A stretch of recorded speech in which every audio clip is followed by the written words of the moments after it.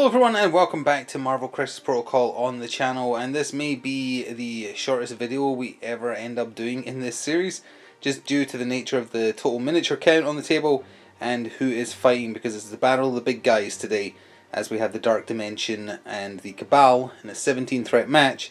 The Cabal is being headed up by Malekith, and the Dark Dimension is of course Dormammu, the two most expensive threat-wise miniatures in the game.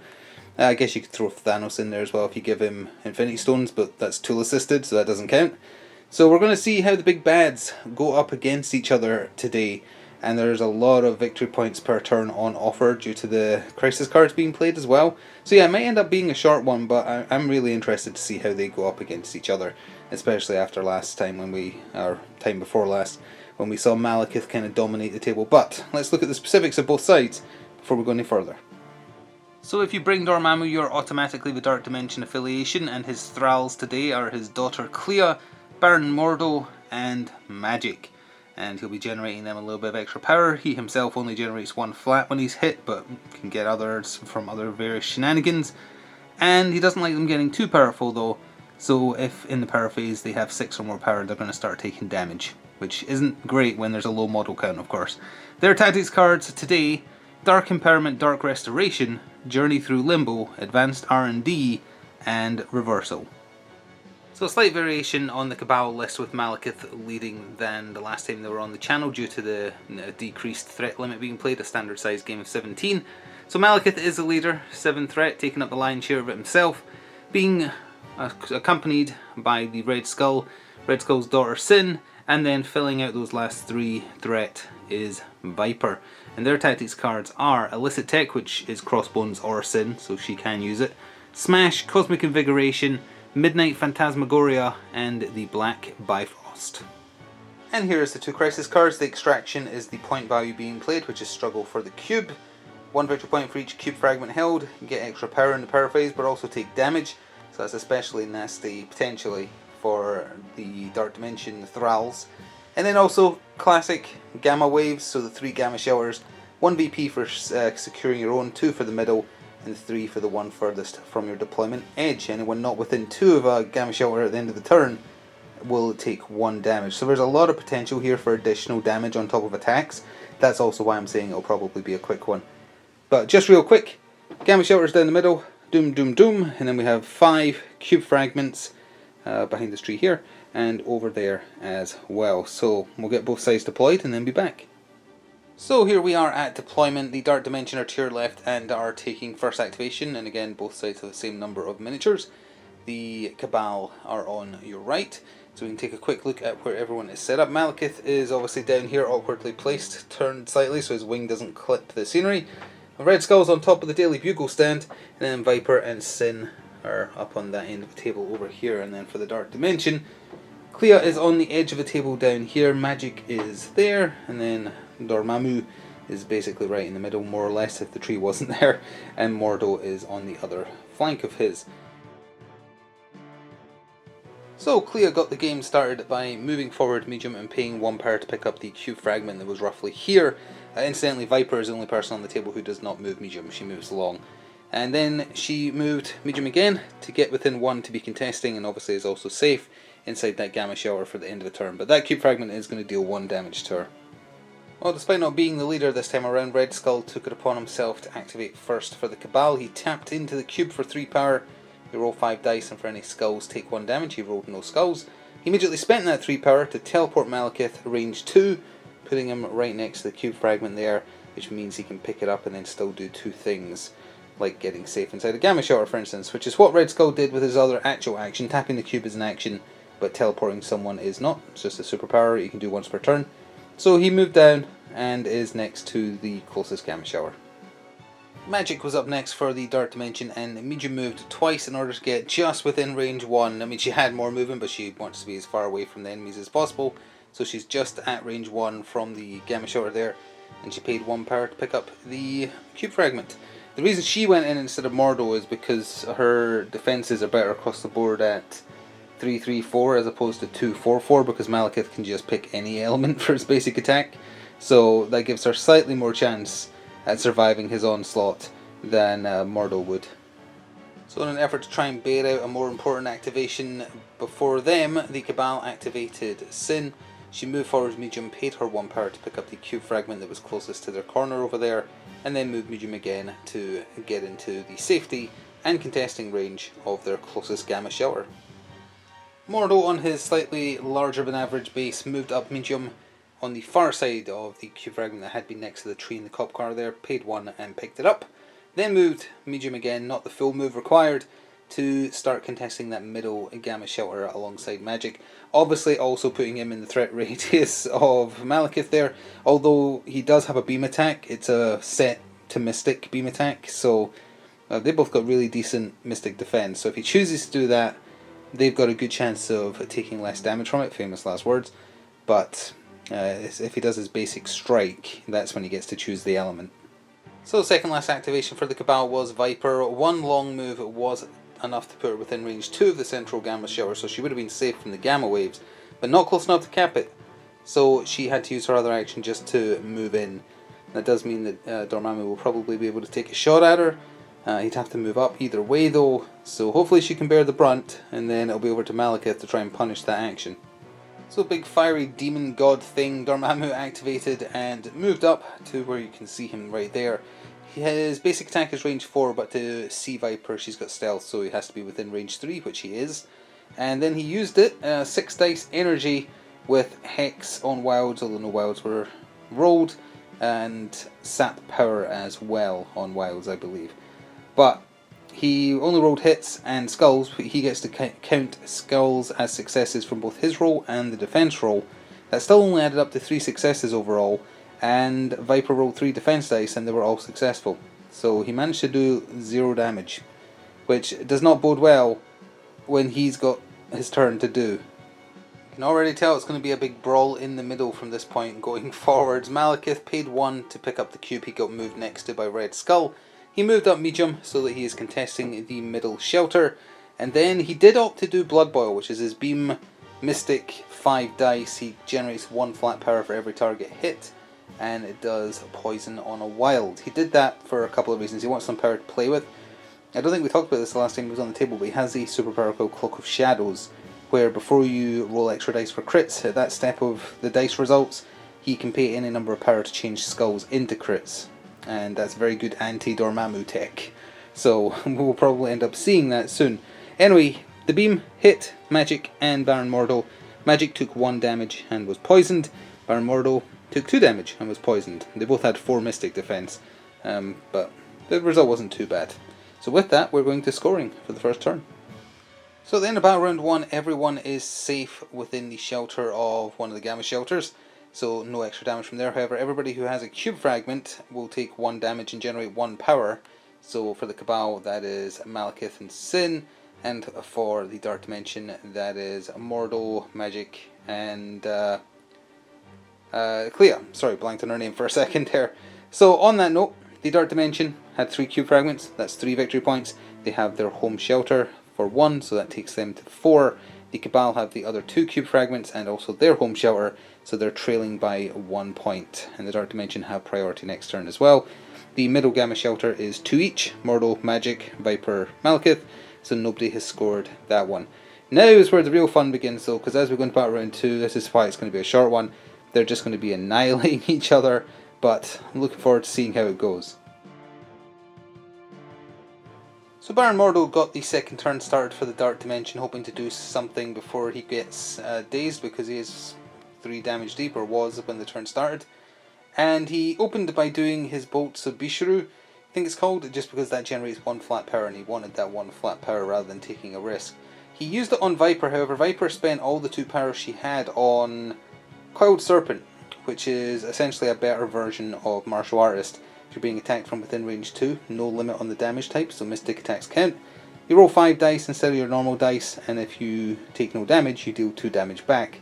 The attack roll was rubbish, so Mordo took another 2 damage when she countered him with that Coiled Serpent, putting him 1 away from being dazed.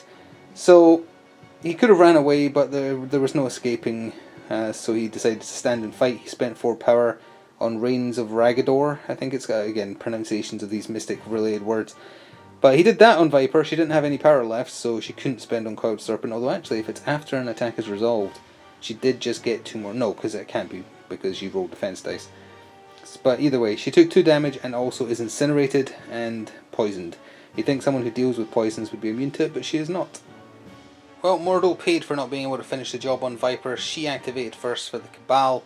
Actually, that would also mean that they could take advantage of their affiliation bonus from Malekith, although none of them have any stats effects to heal. Well, she can heal one of her own, I suppose.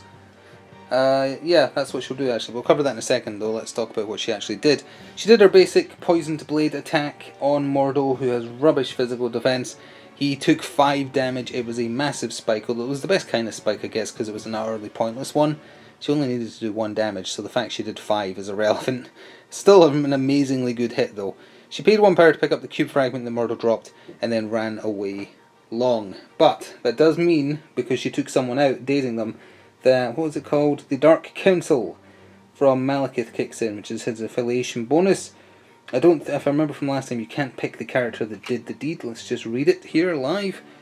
When this character or an allied character dazes or KOs an enemy character, choose another. Yeah, so she can't use it on herself. That sucks because she really needed it the most.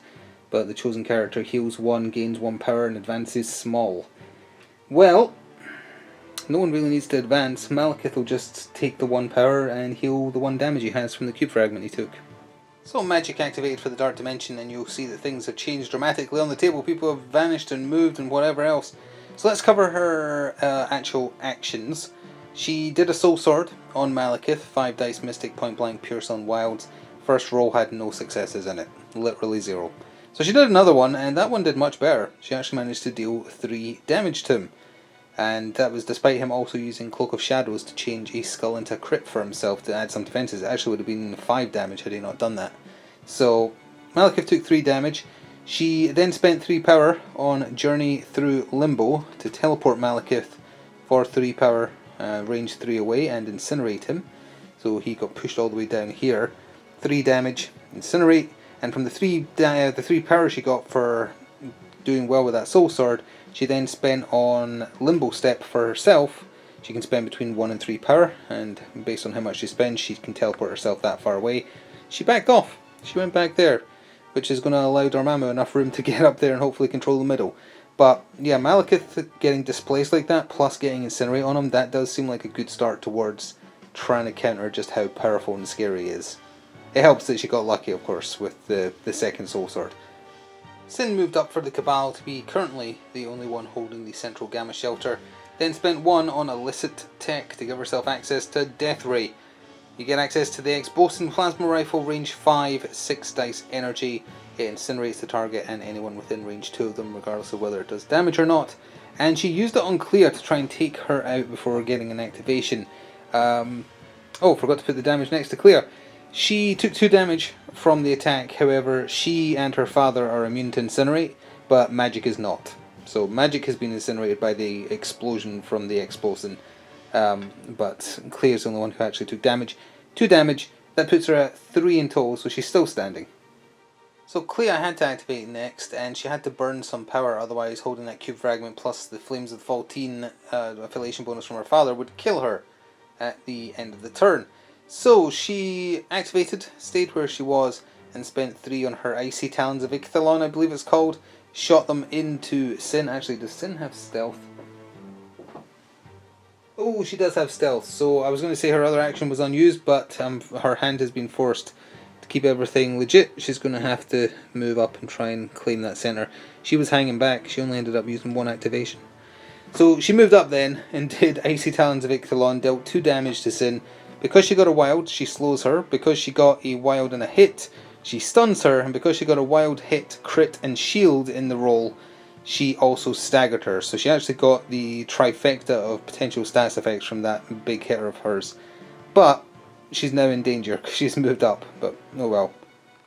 The Red Skull activated, tapped the cube again, and once again got lucky, did not damage himself at all with the 5 dice rolled. He then spent that 3 power to teleport Malekith within range 2, to reposition him back to the action a little bit, not quite as much as he was sent away, but still. And then Red Hood, I almost said, Red Skull just repositioned slightly on the far side of the closest Gamma Shelter, so next turn he can start firing in cube blasts.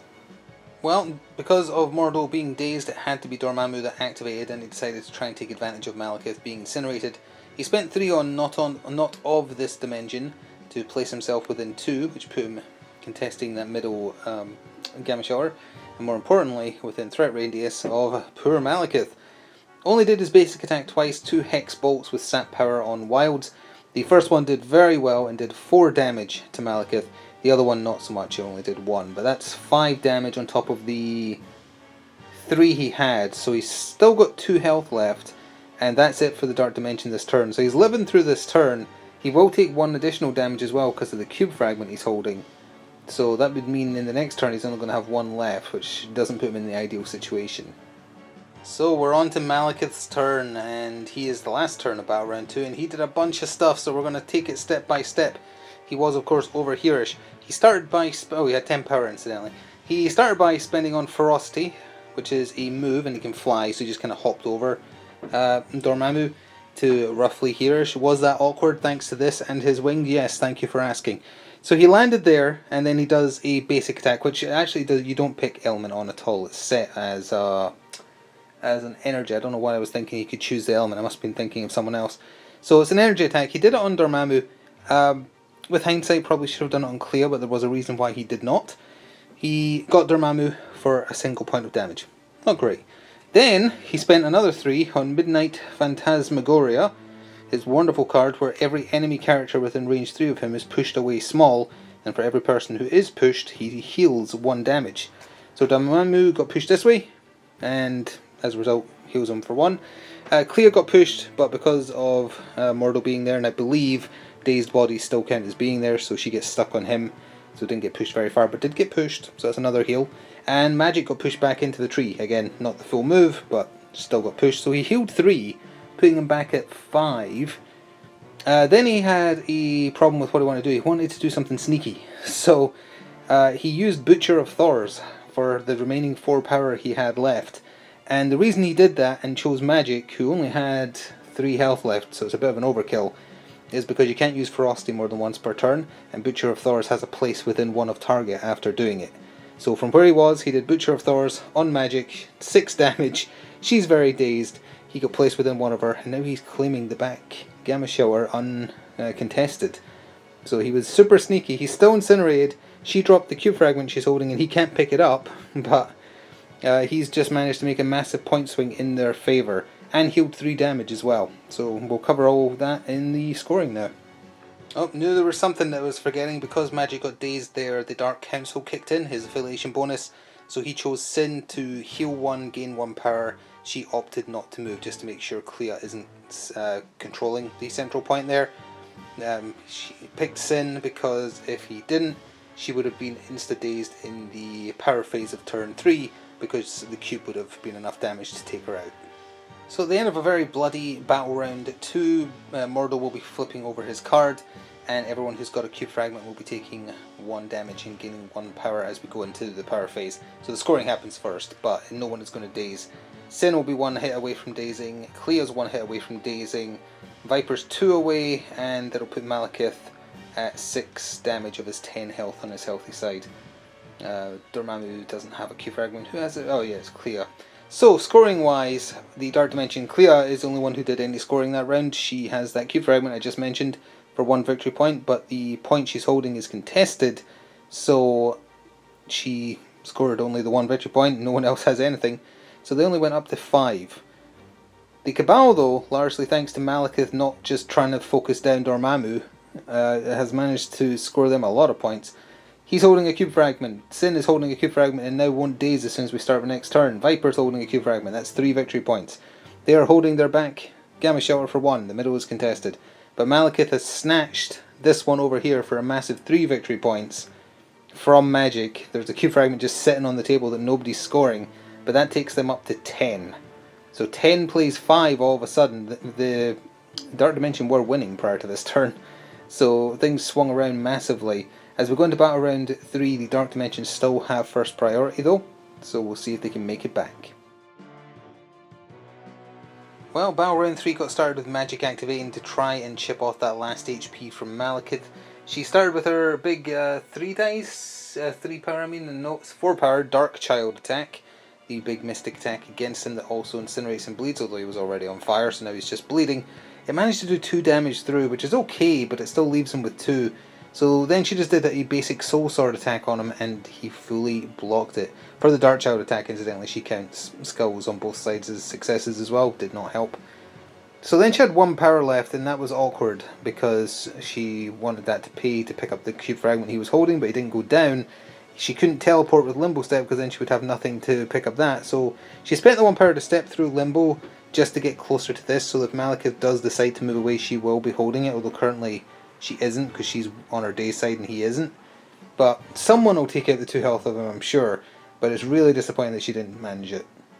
So Malekith, of course, activated to take advantage of surviving by the skin of his teeth for the 2nd time this match. It's not even anything to do with him being overpowered. He's just had some decent dice luck when it mattered, so, you know.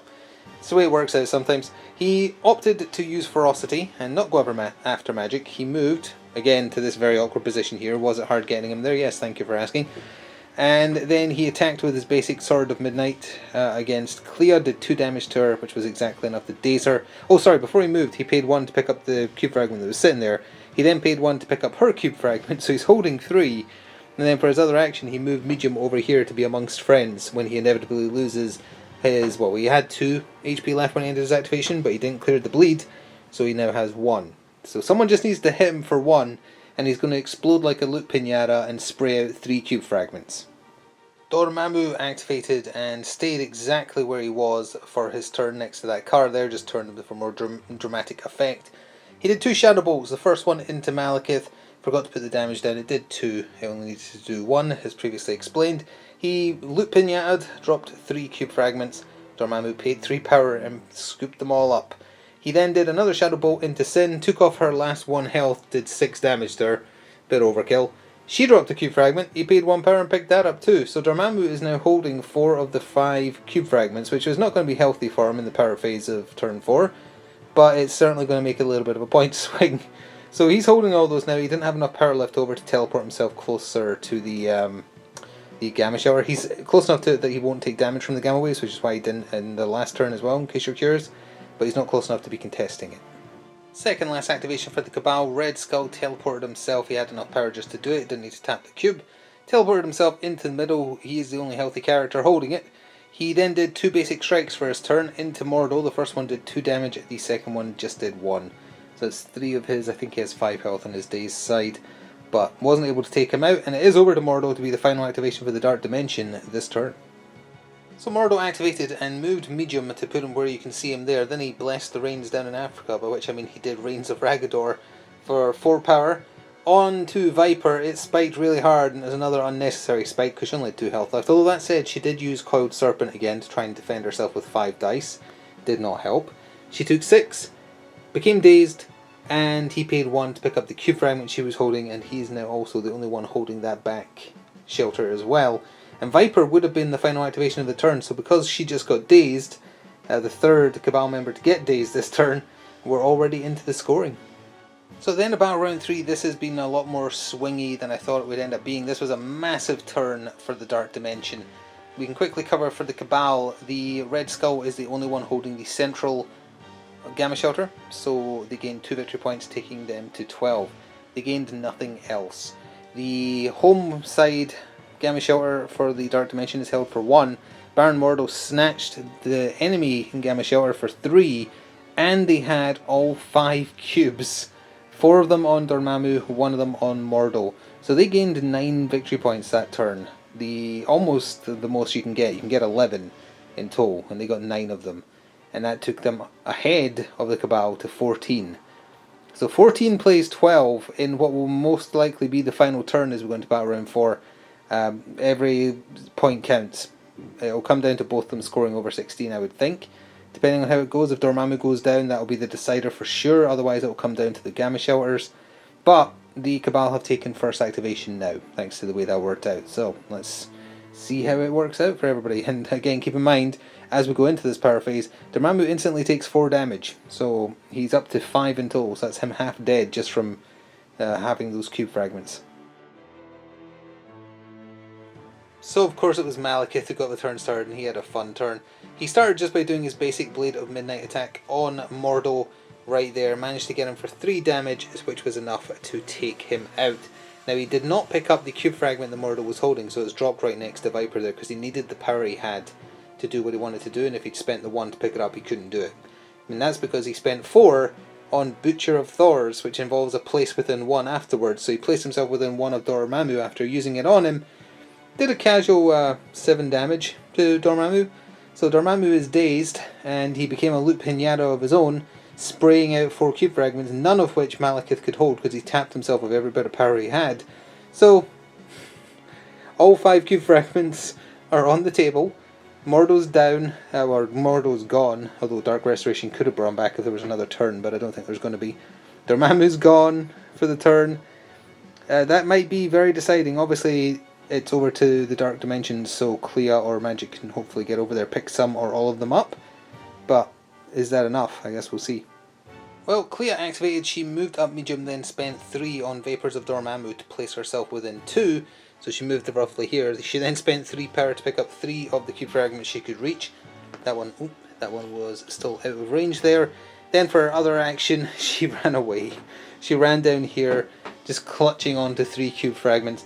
Even if she does live, oh, and I forgot to mention during the power phase she took 1 damage because she has too much power on her because of Flames of the Fall Team. But even if she does get away, I think holding the 2 cube fragments plus middle and home Gamma Shelter will probably counter by enough. Haven't done the maths, waiting to see how it works out. But for now at least, she's running with the points.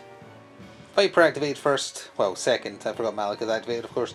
Second for the Cabal, and she paid 1 to pick up the cube fragment that Malekith placed next to her. She moved over here, paid 1 to pick up the other one, and then just wandered back. So she's just generating 3 victory points as is for holding the back objective and holding 2 cube fragments. So it would be over to Magic next for the Dark Dimension, but she opted to pass to force either Red Skull or Sin to activate. Sin activated and immediately unactivated. The maths has been done, and Red Skull can actually secure even more if he moves down here because he is healthy and she is not, so he'll have priority on that objective back there. So Magic somehow needs to get up there, daze Red Skull and get back. I don't know if that's possible. She's sitting on 2 power, I guess we'll see. Well, she did what she could. She moved up medium, she used her Soul Sword because she was just within range 2. You can't even see Red Skull because of Malekith's wing. Or his rides, his mount's wing.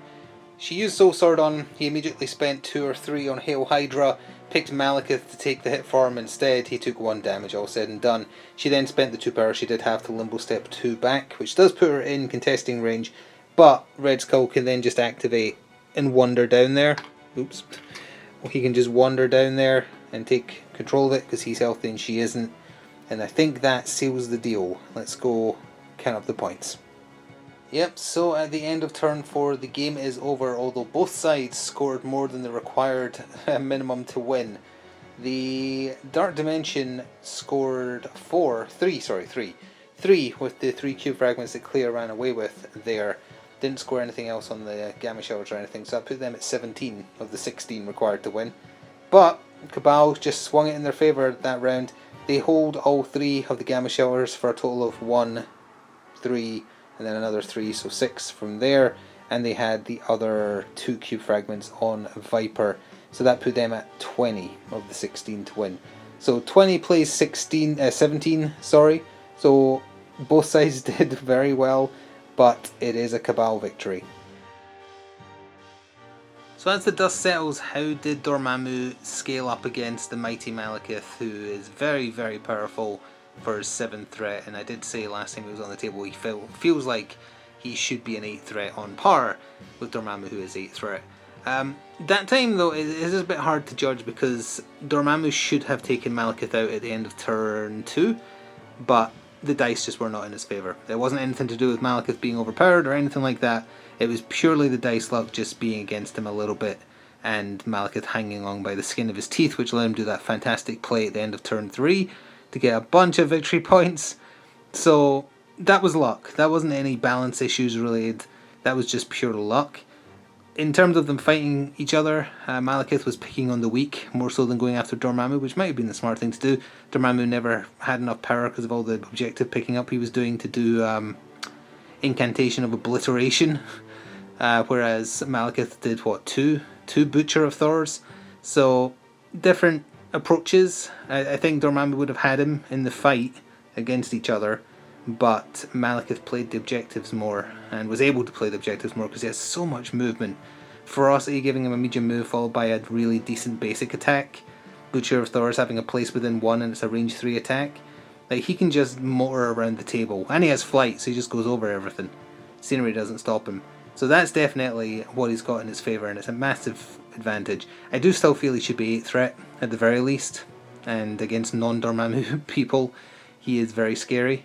But yeah, it was a lot more fun matchup than I thought it would be. They did very well against each other, and it was a fun little brawl.